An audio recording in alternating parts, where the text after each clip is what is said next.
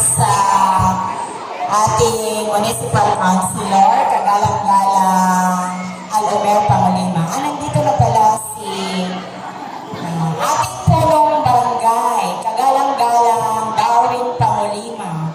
At sa ating tagapamuno sa Komitiba ng Edukasyon, kagalang-galang Ben Pangulima. Maraming salamat sa inyong pagdalo.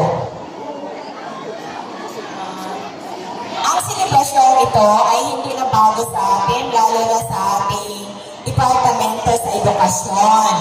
Bakit? Dahil taon-taon, ginagawa natin ito. Ipinagdiriwang at ipinagmamalaki natin ang ating wika.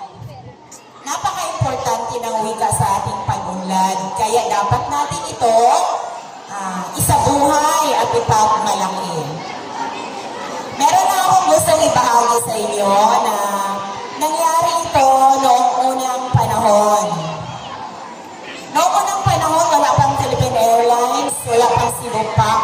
Kaya, ang ating mga ninuno kapag pumunta sa ibang lugar, pumunta sa ibang nayon, ang ginagamit lamang nila ay ang bangka. Dahil, di ba, ang Pilipinas ay isang kapuluan. Kaya kailangan tumawid ng dagat. Kaya bangka ang ginagamit nila. May pagkakataon na si Dr. Jose Rizal ay nakasakay sa bangka. Ang kasamahan niya doon ay puro Pilipino. Pilipino silang lahat. Ngunit, napansin ni Dr. Jose Rizal na tahimik sila. Walang nagsasalita. Bakit kaya? Dahil iba-iba ang kanilang wika. Hindi sila magkakaintindihan kung makipag-usap sila sa kapwa nila. Pero lahat sila mga Pilipino.